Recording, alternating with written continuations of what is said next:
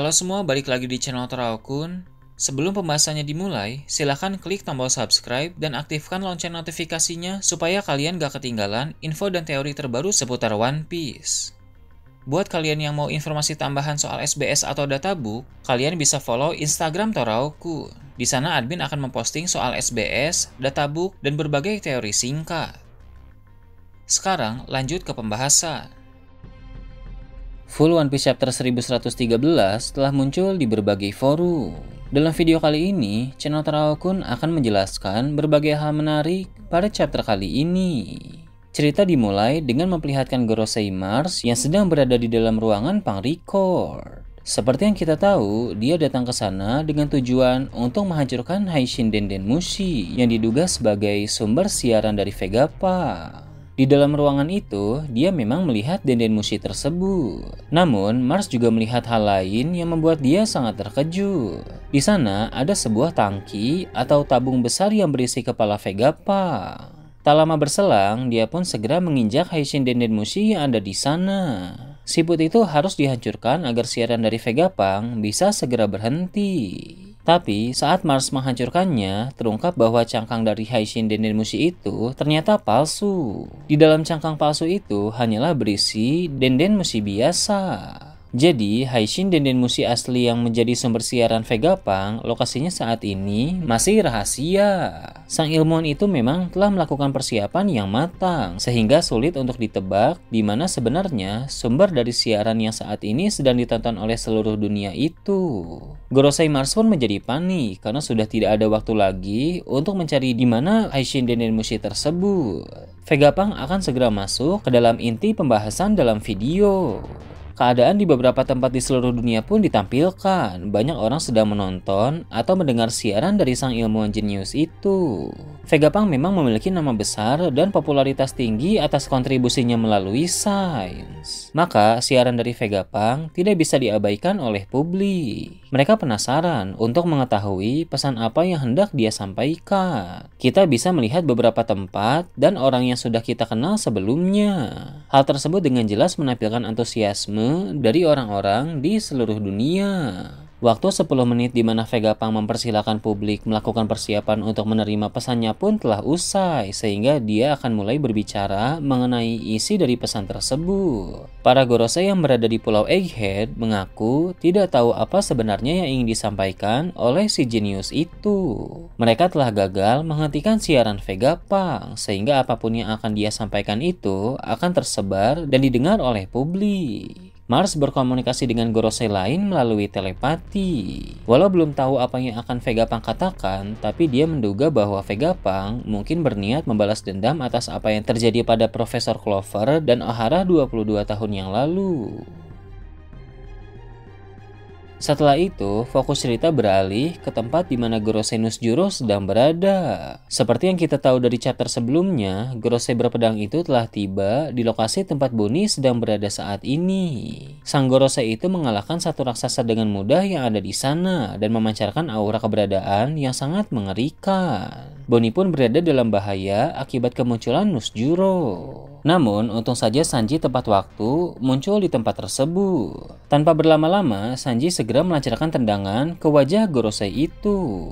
Usai ditendang oleh Sanji, Nusjuro memasuki mode Bakotsu dan menggigit sang koki bajak laut topi jerami tersebut. Oimo dan Kasi pun muncul, lalu menahan Nusjuro dari kedua sisi. Kemudian, Bonnie memakai teknik Distorted Future untuk berubah menjadi raksasa dan tanpa ragu-ragu langsung menginjak Nusjuro. Kolaborasi yang terjadi mulai dari tendangan Sanji, inisiatif Oimo dan Kashi hingga serangan dari Bonnie memang sangat bagus. Namun tentu kita bisa menebak bahwa Nusjuro tidak mungkin kalah hanya dengan cara seperti itu.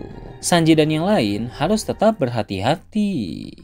Kembali ke siaran Vegapunk, dia mengatakan bahwa dia telah melakukan 2 dosa besar yang membuat dirinya harus ditangkap atau dibunuh. Meski begitu, dalam video dia tidak menjelaskan dosa apa yang telah dia perbuat. Karena tahu bahwa dirinya berada dalam bahaya akibat dosa-dosa itu, maka Vegapunk pun mengatur siaran ini untuk mulai tersebar ketika jantungnya telah berhenti berdetak. Dengan begitu, sekarang tubuh dari Vegapunk sudah mati, walau kita tahu otaknya masih ada di pang-record.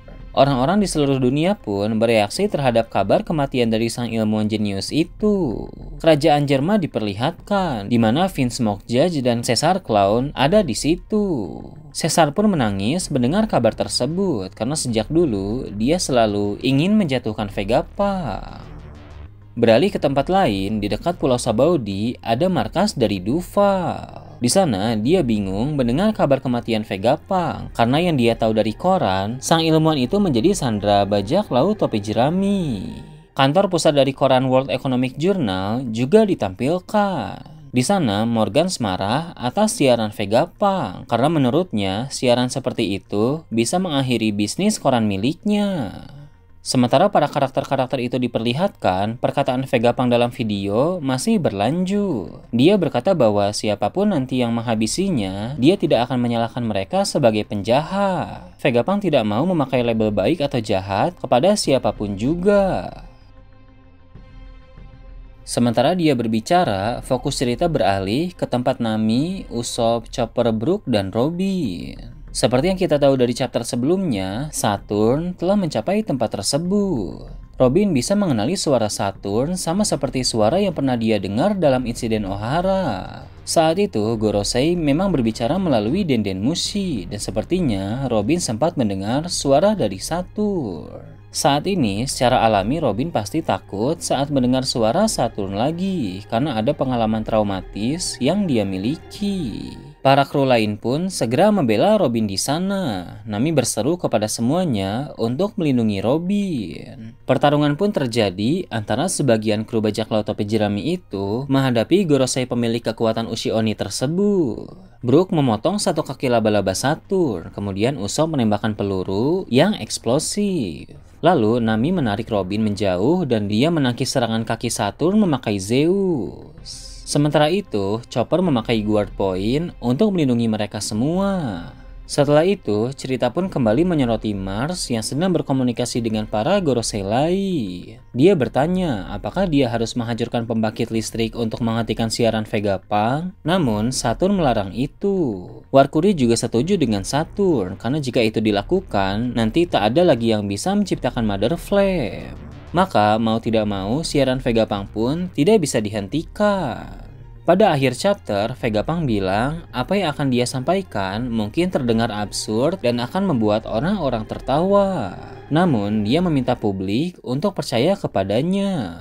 Menurut Vegapunk, dunia ini akan tenggelam ke dalam lautan. Perkataan dari Vegapunk sungguh menakutkan dan mengejutkan. Ternyata orang-orang tidak sadar bahwa pada masa depan nanti, dunia yang mereka tempati ini akan tenggelam ke lautan.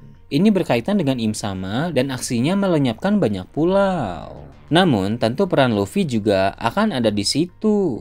Dia tidak akan membiarkan rencana Im Sama berjalan dengan mulus. Aksi Luffy ini pasti akan ada kaitannya dengan kekuatan Nika dan 3 senjata kuno.